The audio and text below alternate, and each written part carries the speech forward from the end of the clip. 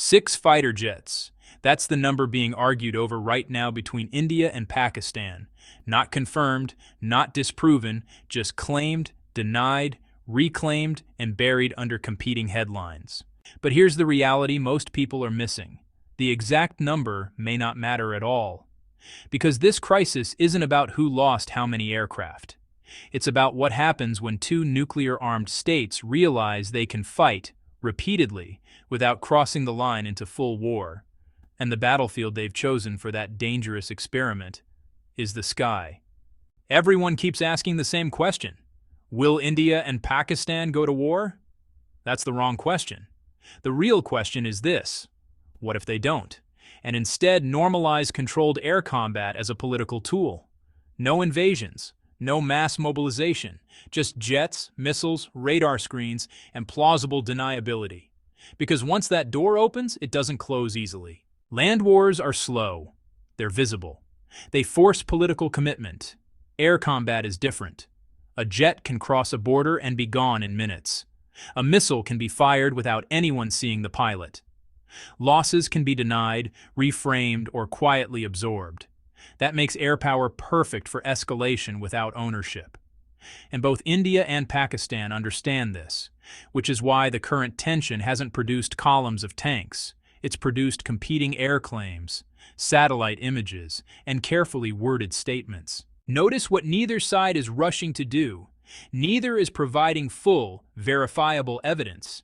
Neither is inviting independent investigation. Neither is escalating rhetorically beyond a certain ceiling. That's not weakness, that's strategy. Ambiguity allows each side to signal strength to domestic audiences, test enemy responses, and avoid being boxed into retaliation. In modern conflict, uncertainty itself becomes a weapon. This pattern didn't start today. In past crises, initial denials were followed by delayed acknowledgments. Claims of enemy losses were later contradicted by neutral parties. Political pressure eventually forced everyone to step back. But something has changed since then. The technology is better. The missiles fly farther. The detection systems are faster. And social media amplifies every rumor instantly. Which means the margin for error is thinner than ever. Every modern air engagement has spectators, not just analysts, not just generals, but procurement officials, defense ministries, and rival manufacturers around the world. Because every air battle is also a demonstration. Radar versus radar, missile versus countermeasure, pilot training versus doctrine. And reputation travels faster than facts. A single confirmed loss, even under unfavorable conditions, can echo through arms negotiations for years. That's why so many players are watching quietly. Air combat mythology loves the idea of the best jet, but honestly, reality is a lot less romantic. What really matters in a sustained conflict is how many aircraft you can field, how fast you can replace losses, and how reliably you can supply weapons and spare parts.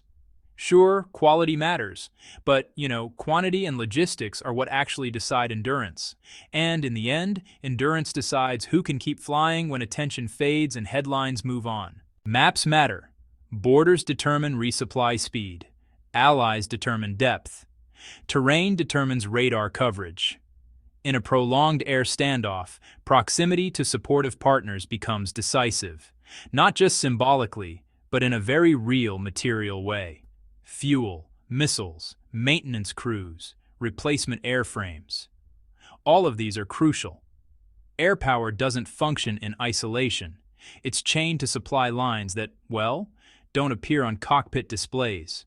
There's this persistent belief online that major powers will step in decisively if things really spiral out of control. But, history actually says otherwise.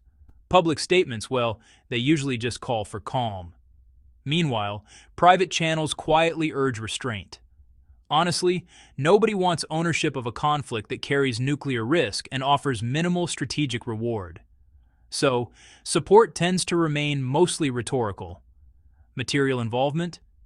It stays limited. After all, restraint is just cheaper than intervention. And far safer too. What's unfolding now isn't really a decisive battle.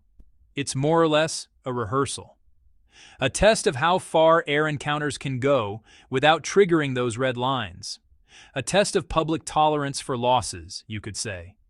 A test of escalation management, especially under this constant digital scrutiny we all live with. Each encounter, well, it rewrites expectations. And every unresolved claim, it just pushes the boundary slightly outward. The most dangerous outcome here isn't actually full-scale conflict. It's a normalization. Imagine a future where jets are lost, but honestly, just shrugged off.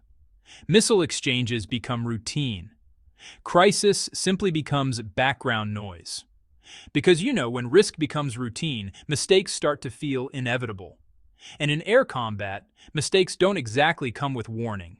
This standoff isn't about proving superiority, not really. It's about redefining how conflict works between rivals who can't afford total war, but also can't afford to look restrained. Air power, well, it makes that contradiction possible. It lets nations fight without declaring war, lose without admitting defeat, and escalate without crossing those obvious thresholds. But honestly, the sky is unforgiving.